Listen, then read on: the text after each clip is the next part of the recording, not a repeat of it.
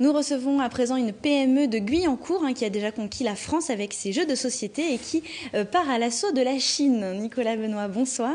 Bonsoir. Vous êtes responsable marketing chez Asmodée France, donc c'est le nom de cette PME. Votre produit phare, c'est le Jungle Speed. Je ne sais pas si vous connaissez. Non, mais Alice, vous avez l'air bien renseignée. C'est un jeu très amusant, voilà. On a eu droit à une petite démonstration cet après-midi en rédaction. Il s'en vend 350 000 par an, c'est dire le succès.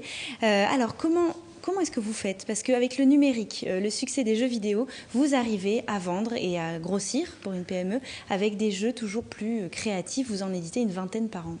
Plus d'une vingtaine même. Mais par rapport aux jeux vidéo, le jeu de société n'est pas en régression. Le jeu vidéo est un marché complètement à part. C'est pas un concurrent. C'est pas un concurrent. On n'est pas sur les mêmes segments d'achat. On n'est pas sur le même prix d'achat parce que le jeu vidéo demeure assez cher pour une durée de vie qui est assez courte.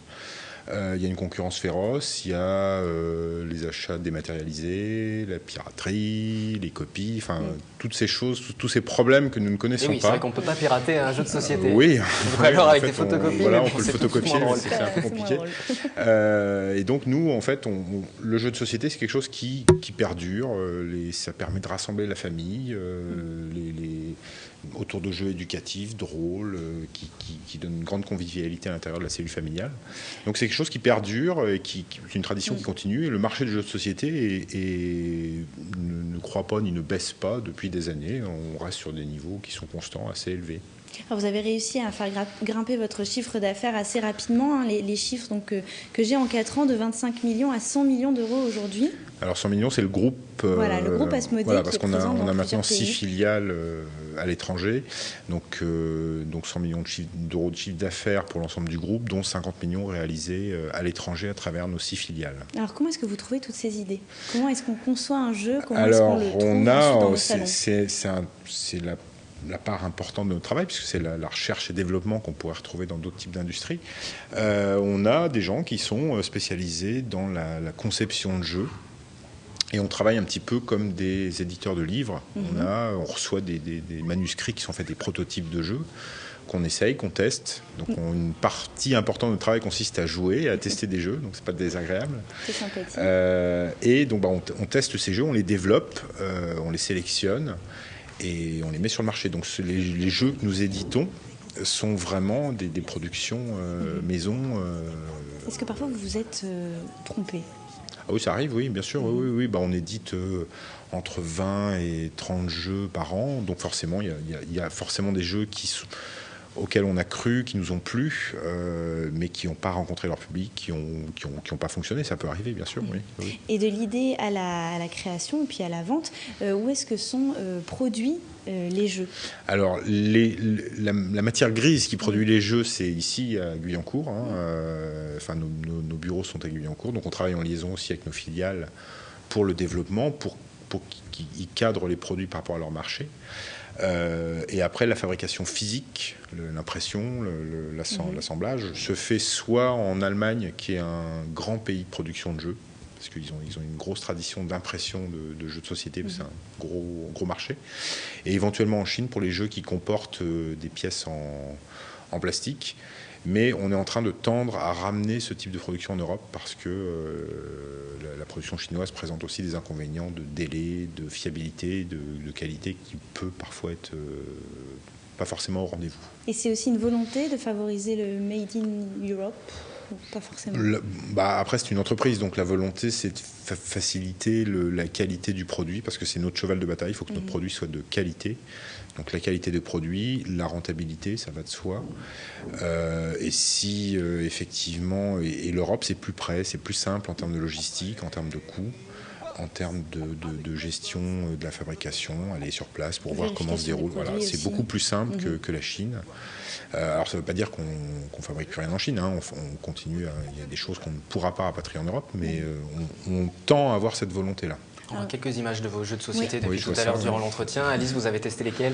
Alors, je connais Jungle Speed, le Time's Up, et je voudrais tester le Double. Double, oui, voilà. Qui est notre grand succès depuis 2 ans. C'est un jeu qui s'est vendu à 450 000 exemplaires. C'est le jeu de société le plus vendu en France. Vous auriez dû le ramener sur ce plateau. Ouais, c'est dommage, je ne l'avais pas. On aurait fait une partie, oui. Et Time's Up aussi, qui est un gros succès. Alors, Time's Up qui a la particularité de se situer sur un segment, on imagine traditionnellement les jeux de société pour les enfants. Time's Up, c'est un jeu, Time's Up, c'est un jeu pour les jeunes adultes qui, au lieu de passer une soirée à rien faire, jouent à des jeux de société, dont Time's Up et quantité d'autres qu'on édite. Donc, il y a un vrai vecteur de croissance dans ce segment-là. Et ça occupe bien les soirées d'Alice, on l'a bien compris. C'est ça, vous êtes notre cœur de cible, Alice. Tous les soirs. Une jeune journaliste de 27 ans, voilà. On va tout savoir, Alice, allez-y, c'est le moment ou jamais, allez-y. Alors, nous parlions justement du lieu de fabrication de vos jeux, et nous avons demandé aux Saint-Quentinois s'ils étaient sensibles au lieu de fabrication des jouets qu'ils achètent. On regarde la réponse. Et donc, vous avez 27 ans, alors. C'est ça. Oui. Parce que je préfère les jouets en bois faits bien de chez nous, dans le Jura, que les jouets made in China. Comme j'ai 2 petits en bas âge, on fait attention. Non, jamais, je fais jamais ça. Justement, c'est un truc qu'on devrait faire.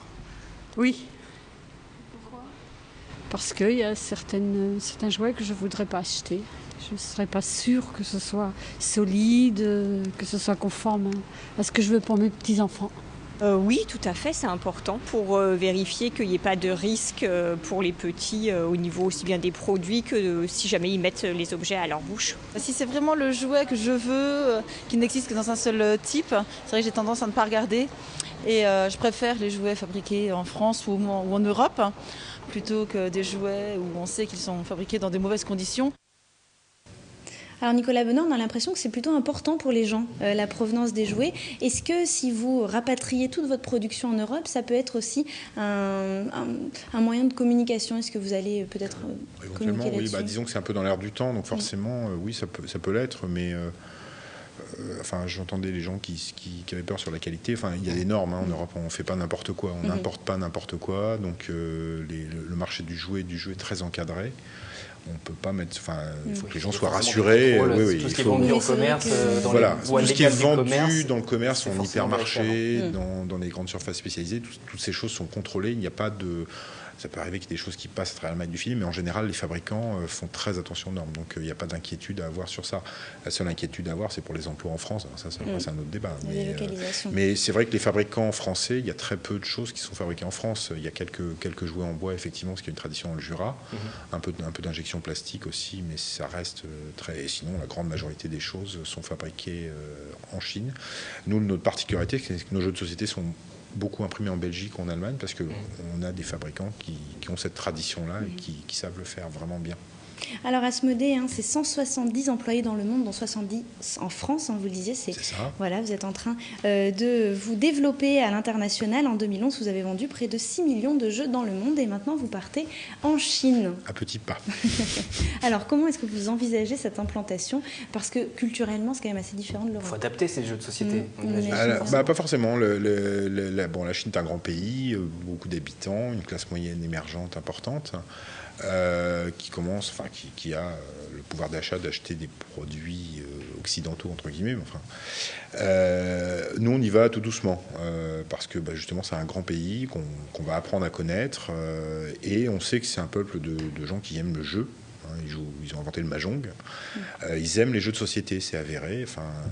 Donc on a envie de leur proposer nos jeux de société qui ont fait leurs preuves en France et dans d'autres pays. Et puis l'avantage, c'est vrai que vous avez des jeux où il n'y a pas forcément besoin, qui sont universels. On peut jouer avec des étrangers, etc. Jungle Speed, Double sont des jeux universels. On peut jouer. Vous avez testé ces jeux avec des étrangers. Avec assiduité. Mais Jungle Speed, typiquement, c'est un jeu effectivement qu'on peut jouer avec des gens dont on ne parle pas la langue. Il suffit d'expliquer un petit peu la règle et ça fonctionne. Double, c'est pareil, c'est des symboles. Et tout le monde se comprend avec du rire, de la bonne humeur. Donc ces jeux-là on va les proposer au marché chinois. Sous le même nom? Après, tout n'est pas encore défini, mais effectivement, il y a des adaptations culturelles qui seront nécessaires au niveau des packaging, des noms, de la communication, évidemment. Donc c'est pour ça qu'on y va doucement, pour apprendre, pour découvrir le pays, et on a de grandes espérances sur la Chine, mais en y allant... à la Chine, il n'y a qu'un pas. Voilà, en y allant modestement. Un très beau développement, en tout cas. Merci à vous Merci d'être venu nous parler de votre travail. On poursuit la chronique de l'écho, Alice. On est très en retard ce soir, mais on va tout de même passer aux infos en plus du soir. Oui, alors on commence avec une information qui est un petit peu moins réjouissante. Ce sont les magasins game qui sont au bord de la faillite. Alors aurait-il... voilà, donc on parlait exactement, vous disiez, victime de piraterie, etc. Aurait-il trouvé repreneur? L'enseigne de distribution de jeux vidéo avait été placée en redressement judiciaire en automne dernier. Aujourd'hui, 40 des 160 boutiques en France pourraient être reprises par son concurrent Micromania pour un montant de 1 million d'euros. Game emploie actuellement 900 personnes en France. En 2011, la filiale française a publié une perte nette de 3,7 millions d'euros pour un chiffre d'affaires de 196 millions d'euros. Alors dans les Yvelines, la société britannique compte 7 magasins, dont un à SkyWest, tout près d'ici à Montigny. En pleine période de solde, les articles ont été bradés, le magasin a été complètement dévalisé. Aujourd'hui, il est fermé. Donc il est indiqué sur la vitrine que la boutique fermera plus tard le 19 janvier. Donc voilà, très prochainement. Déjà devancer l'appel, puisque de toute façon, le magasin est quasiment vide. Il n'y a presque plus rien à vendre. Et c'est comme ça à travers toute la France. L'autre info en plus, ce soir, ça concerne la ville d'Élancourt. Oui, alors la ville d'Élancourt s'est classée parmi les 3 villes les mieux gérées et responsables des Yvelines. Et oui, selon l'association Contribuables Associés. Alors en 2006, déjà, Élancourt avait été distingué par le magazine Challenge. L'agenda du soir, à présent, très rapidement. Très rapidement, je fais vite. 2 rendez-vous à la Cité des Métiers, mardi 22 janvier, un atelier pour utiliser au mieux vos smartphones et tablettes dans votre vie professionnelle. Et puis, une réunion d'information sur les métiers de l'architecture, mercredi 23 janvier, de 14h30 à 16h30. Tous ces rendez-vous sont gratuits à la Cité des Métiers, c'est à Trappes. Et puis, cette exposition, tous en coopérative, c'est jusqu'au 31 janvier à la Maison de l'Environnement de Magny-les-Hameaux, si vous voulez découvrir un autre moyen de faire du commerce, un autre moyen d'entreprendre. Alice, c'était votre dernière chronique écho ce soir. Wilfried. Merci au nom de la rédaction. Mais ne vous sauvez pas, vous imaginez bien qu'on n'allait pas vous laisser partir comme ça. Si. Je précise tout de même que c'est votre dernière chronique écho pour des raisons professionnelles, puisque vous allez poursuivre cette carrière de journaliste ailleurs, après être passé donc par TV-Fil depuis 1 an et demi. Et c'est pas tous les jours facile. On va le voir, petit montage préparé par Romain Ruspini. Ah oui, allons-y. Allez, action. Donc c'est du café avec une pointe de whisky. C'est assez fort dès le matin, mais bon, pourquoi pas. Avant de se quitter, on jette un coup d'œil à l'agenda. Pardon.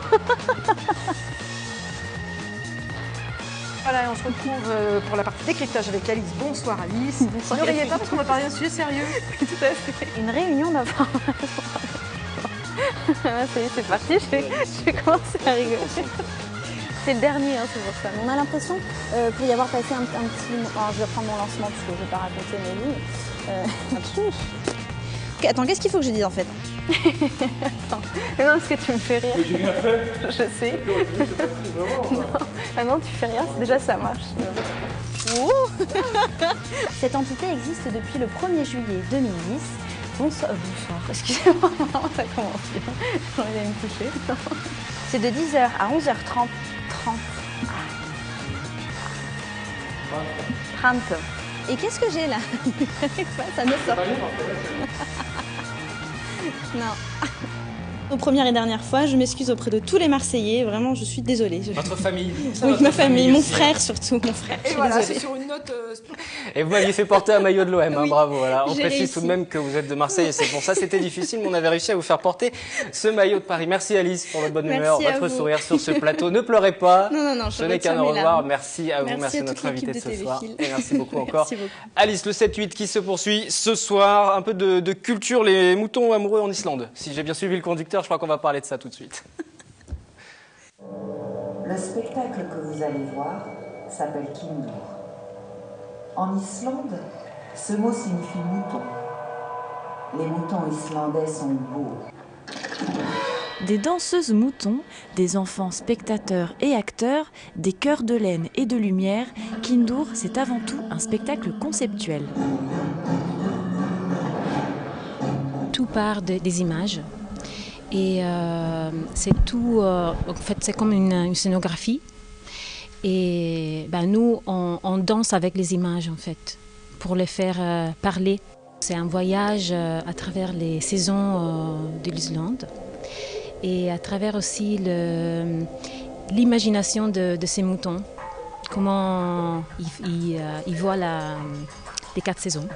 Notre directeur artistique a fait un voyage en Islande et il est tombé amoureux de tous les paysages et tout ce qui fait partie en fait de l'Islande. Et il a vu que les moutons sont très importants et amusants aussi.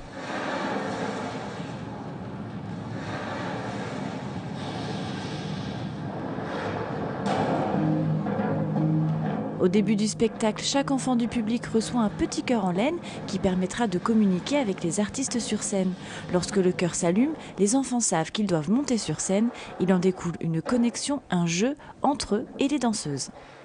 Je suis allée à genoux et j'ai suivi la lumière. J'ai bien aimé quand il y avait des explosions, j'ai bien aimé ça. J'ai dansé. Ça t'a plu ce spectacle? Oui. Qu'est-ce que tu as aimé? Quand on fait bé. Après cette première représentation au Prisme à Elancourt, la compagnie du TPO se produira les vendredis 18 et samedi 19 janvier à l'Estaminet de Manille-la-Maux.